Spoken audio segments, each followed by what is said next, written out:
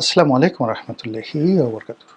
সম্মানিত দর্শক, বাংলাদেশে যে রাজনীতির মেরুকরণ বা সমীকরণ বা এই মুহূর্তে রাজনীতির যে সকল আলোচনা সমালোচনা রয়েছে, সেই আলোচনা এবং সমালোচনার মধ্যে সবচেয়ে গুরুত্বপূর্ণ সমালোচনা হলো যে জামায়াতে ইসলামীর সঙ্গে ইসলামী শাসনতন্ত্র আন্দোলন অর্থাৎ চরমোনাই পীর সাহেবের যে রাজনৈতিক দল, তাদের যে জোট হওয়ার কথা ছিল সেই জোটটি হয়নি। এটি ভেঙে গেছে আপাত দৃষ্টিতে এবং এখান থেকে চরমোনাইয়ের পীর সাহেব তার দলবলসহ বের হয়ে গেছেন। বের হওয়ার পর অনেকে বলার চেষ্টা করছেন যে তাকে বের করে দেয়া হয়েছে। তো উত্তরে তিনি বলেছেন যে আমাদেরকে বের করে দেয় এমন সাধ্য কার আছে? আমরা বের করে দিয়েছি তাদেরকে। এই গেল এক। ২ নম্বর হলো তারা বের হওয়ার পরেও জামাতের পক্ষ থেকে বলা হয়েছে যে তাদের জন্য এখন আমাদের দরজা খোলা রয়েছে। তো সেক্ষেত্রে চরমোনাই পীর সাহেবদের বক্তব্য হলো যে দরজা খোলা রয়েছে মানে কি? আমরা কি জামাতের ঘরের মধ্যে জামাতের দরজা দিয়ে ঢুকবো? এতটা কি দায়ে পড়েছি আমরা? এই ধরনের কথাবার্তা। এখন এই যে জামাত এবং চরমোনাই পীর সাহেবের মধ্যে যে বিচ্ছেদ হলো, এটাকে আকর্ষণীয় করার জন্য আমি তালাক শব্দটি ব্যবহার করেছি। তালাক শব্দের অর্থ পরিত্যাগ করা। আমাদের দেশে তালাক যে আরবি শব্দটি, এটি কি সাধারণত স্বামী স্ত্রীর সম্পর্কের ক্ষেত্রে ব্যবহৃত হয়, কিন্তু আরবি ব্যাকরণ অনুযায়ী আপনি যখনই কোনো কিছু পরিত্যাগ করবেন, কোনো কিছুর সঙ্গ এবং সংস্রব পরিত্যাগ করবেন, তখন সেটিকে তালাক বলা হয়।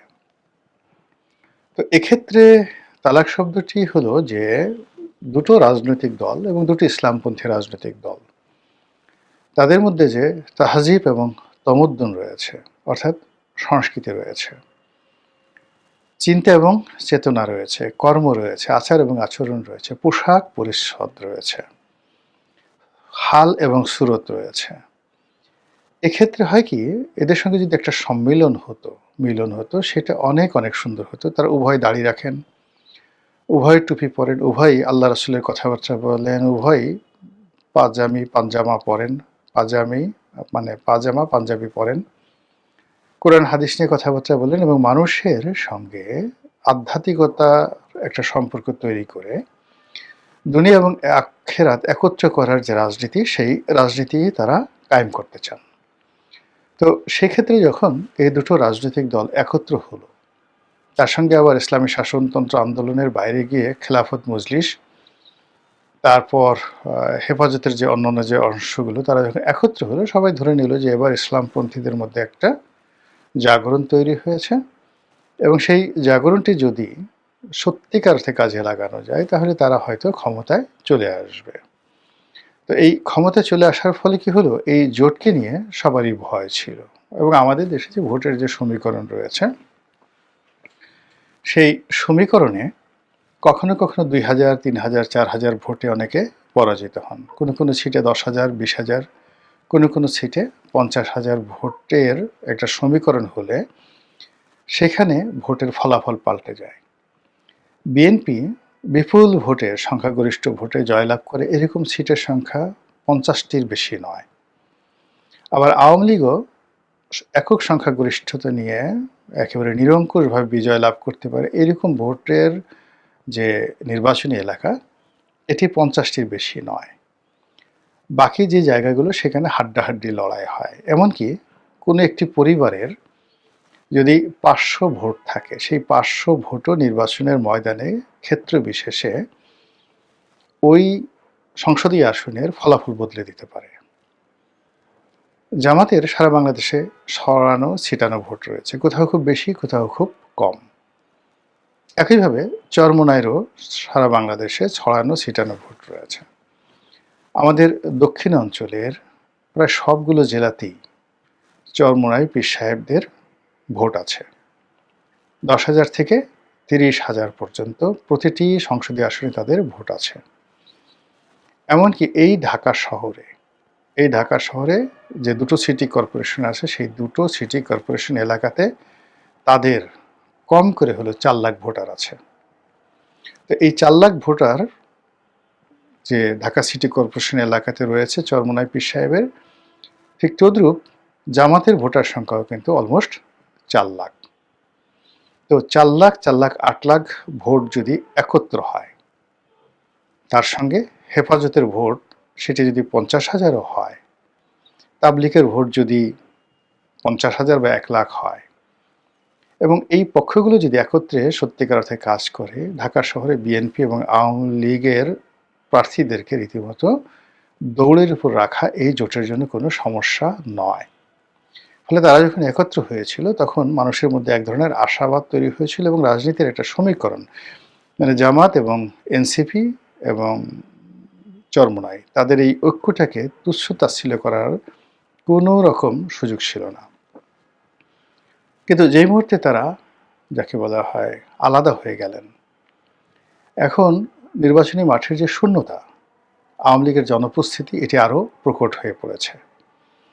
এবং সবাই বলার চেষ্টা করছে যে এই যে শূন্যতা, সেই শূন্যতার মধ্যে বিএনপি জামাতের মধ্যে যে প্রতিদ্বন্দ্বিতা হওয়ার কথা ছিল, সেই প্রতিদ্বন্দ্বিতা নাও হতে পারে।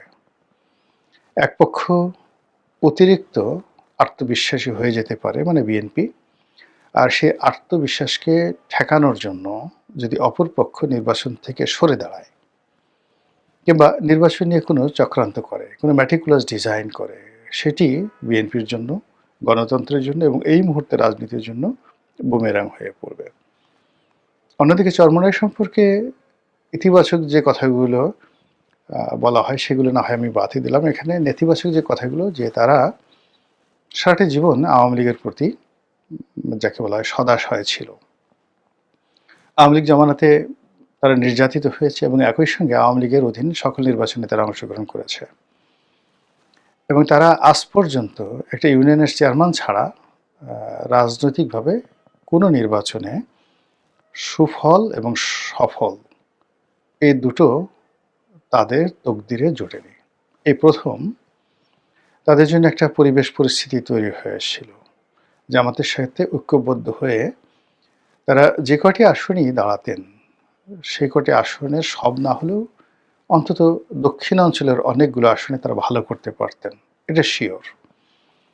তো সেক্ষেত্রে যেমন আমি আমার নির্বাচনী এলাকার কথা বলি, আমাদের নির্বাচনী এলাকাতে প্রায় গলাচিপা 10 মিনাতে, পটুয়াখালী 3-এ 3.5 লাখের মতো ভোটার আছে। তো এক্ষেত্রে যদি 70% ভোটার উপস্থিতি ঘটে, তাহলে কত হয়? 3 সাথে 21, 2 লাখ 10 বা 2 লাখ 10, মানে 3 লাখে যদি হয়, আরও ওটার 70%, অলমোস্ট 2.5 লাখ ভোট যদি কাউন্ট হয় 70% হিসাবে। এর মধ্যে যে বিজয়ী হবে তাকে 1.5 লাখ ভোট পেতে হবে, বা 1,20,000 থেকে 1.5 লাখ ভোট পেতে হবে। সেক্ষেত্রে এককভাবে 1.5 লাখ ভোট পাওয়ার ক্ষমতা কেবলমাত্র আওয়ামী লীগের আছে। অর্থাৎ 1,25,000 থেকে 1.5 লাখ ভোট পাওয়ার ক্ষমতা আওয়ামী লীগের আছে। বিএনপির এখানে ভোটার আছে 60 থেকে 65,000, এর বেশি নয়। এবং বিএনপির ভোট বাড়েনি, গত 15 বছর একটি ভোট বাড়েনি, আর আওয়ামী লীগের একটি ভোট কমেনি। বরং আওয়ামী লীগের ওই জনসংখ্যার আনুপাতিক হারে হয়তো কিছু আওয়ামী লীগ বা বিএনপির ভোট বাড়তে পারে, কিন্তু মানে আওয়ামী লীগের কোনো লোক আওয়ামী লীগ ত্যাগ করে বিএনপিতে যায়নি, আর বিএনপির কোনো লোক, মানে যাকে বলা হয়, তারা আওয়ামী লীগে যায়নি বা অন্য দল থেকে বিএনপিতে যোগদান করেনি। ফলে বিএনপি আওয়ামী লীগের যে সমীকরণ আগের মতোই আছে। তো আমি যখন 2009 সনে ইলেকশন করেছিলাম, তখন ওখানে বিএনপির ভোট মানে ছিল সর্বোচ্চ 65,000,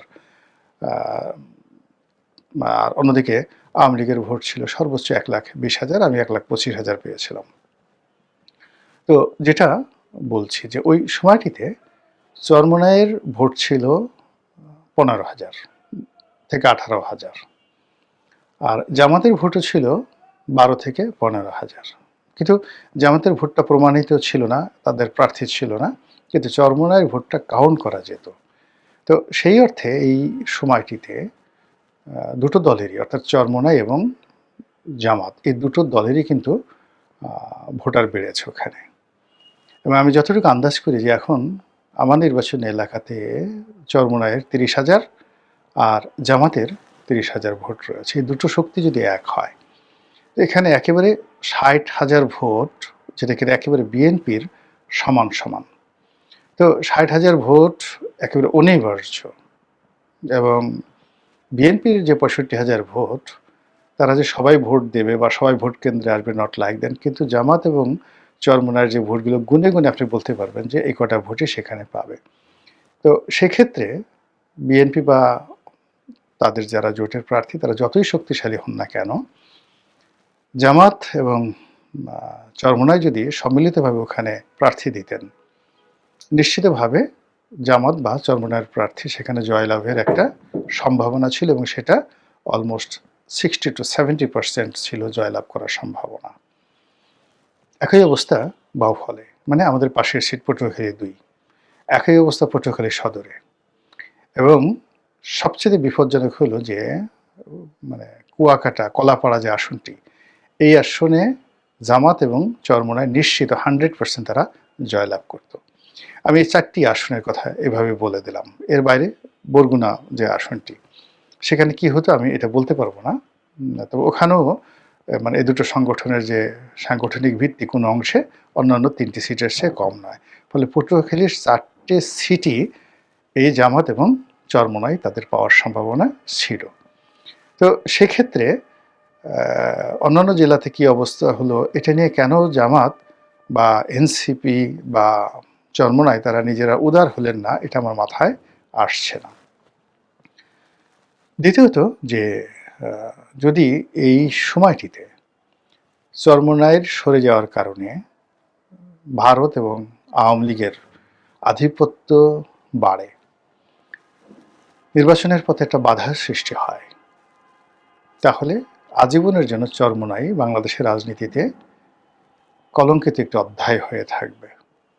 আর অন্যদিকে যদি আওয়ামী লীগ ফিরে আসে, তাহলে চরমোনাইয়ের অত্যাচারে জামাত বন্ধ করে ইসলামী সংগঠন বাংলাদেশে টিকতেই পারবে না। ওখানে একদিকে চরমোনাই, অন্যদিকে হেফাজতের যে অংশটি আওয়ামী লীগের সঙ্গে ছিল, মুফতি ফয়জুল্লাহ আহমেদ শফি সাহেবের ছেলে, হাটহাজারী মাদ্রাসাটা মোটামুটি যাদের দখলে, ওই গ্রুপটি, তার সঙ্গে সঙ্গে তাবলিগ জামাত, এই তাবলিগ জামাতের একটা বিরাট অংশ, এবং কওমি লাইনে মৌলানা মাহমুদুল ইসলাম সাহেবের যে প্রভাব রয়েছে, সব মিলিয়ে আওয়ামী লীগ ইসলামী অঙ্গনে এখনও আওয়ামী লীগের যে শক্তিমত্তা রয়েছে, সেই শক্তিমত্তার অর্ধেকটিও মানে যাকে বলা হয় এখন বিএনপি জোট অথবা জামাত জোটের নেই। টিল নাও, এখন পর্যন্ত আপনি বাংলাদেশের বেশিরভাগ দরবার, মানে পীর সাহেবদের দরবার, সেটা ফুলতুলি পীর সাহেব বলেন, চট্টগ্রামের মাইজ ভান্ডারী বলেন, আটরশি বলেন, আমাদের দক্ষিণাঞ্চলের চরমোনাই শর্ষিনা পীর সাহেব বলেন, তারপরে ঝালকাঠির ওই অঞ্চলে কায়েদে পীর সাহেব আছেন, তারপরে অন্যান্য যারা আছেন বড় বড় মানে যেগুলো দরবার শরীফ, যাদের লক্ষ লক্ষ অনুসারী রয়েছেন, তার অলমোস্ট 99% সবাই আওয়ামী লীগের প্রতি মানে দুর্বল। তারপরে কওমি অঙ্গনের যারা লোকজন রয়েছেন, সব কওমি যারা নেতা রয়েছেন, হাতে গোনা কিছু মানুষরা বেশিরভাগই আওয়ামী লীগের প্রতি দুর্বল। এবং এখানে চরমোনাই সাহেবের ব্যাপার তো বললামই, তারা শেষের দিকে আওয়ামী বিরোধী হয়ে পড়েছিলেন, কিন্তু আওয়ামী লীগের সঙ্গে তাদের একেবারে দা কুমড়োর সম্পর্ক এমন হয়নি যে আবার আওয়ামী লীগের সঙ্গে তাদের বন্ধুত্ব হবে না, এটা কেউ বলতে পারে। আবার অন্যদিকে জামাতের সঙ্গে আওয়ামী লীগের সবসময় কিন্তু একটা সহনশীল সম্পর্ক ছিল, তলে তলে সম্পর্ক ছিল, অফিসিয়ালি আনঅফিসিয়ালি। আর আওয়ামী লীগ পতনের পরে জামাত অল অন এ সাডেন যেভাবে ম্যাটিকুলাস ডিজাইন নিয়ে সামনে এসেছে, এখানে আসলে দাবি করছে আওয়ামী লীগ বা বিএনপি, কিন্তু মানে 5ই আগস্টের যে ঘটনাটা, এটা একেবারে আমার কাছে মনে হয়েছে আসমানি বালা বা মুসিবত হিসাবে এসেছে। তো এনিওয়ে, এখন এই যে চরমোনাই এবং জামাতের মধ্যে যে বিচ্ছেদটা হলো, বিভেদটা হলো, বা একে অপরকে পরিত্যাগ করলো বা তালাক দিল, এটি রাজনীতির কোনো ছোট ঘটনা নয়। এই মুহূর্তে যা কিছু আমরা দেখছি, অর্থাৎ পর্দার সামনে দেখছি জাইমা রহমান সাহেবা যাচ্ছেন, তিনি বক্তব্য দিচ্ছেন, তারেক রহমান সাহেব তার বুলেট প্রুফ গাড়িতে চড়ে ঘুরে বেড়াচ্ছেন, একটার পর একটা রাষ্ট্রদূত আসছে, তিনি যমুনাতে ফুলের তোড়া পাঠাচ্ছেন, আর মাত্র মানে 2 সপ্তাহ পরে নির্বাচন হচ্ছে, নির্বাচনের মাঠ জমজমাট, দিল্লিতে শেখ হাসিনা 23 তারিখে বক্তব্য দিবেন এরকম কথা শোনা যাচ্ছে, বাংলাদেশে 21 তারিখে নির্বাচনের মনোনয়নপত্র প্রত্যাহারের শেষ সময়, এরপরে নির্বাচনের ট্রেন চলতে থাকবে দুরন্ত বেগ, এই জিনিসগুলো দৃশ্যমান। কিন্তু পর্দার আড়ালে যে কি হচ্ছে, দিল্লিতে কি হচ্ছে, ওয়াশিংটনে কি হচ্ছে, ইসলামাবাদে কি হচ্ছে, চীনের বেইজিংয়ে কি হচ্ছে, তার সঙ্গে সঙ্গে মক্কা মদিনায়ও যে কিছু হচ্ছেন তা কিন্তু বলা যাচ্ছে না।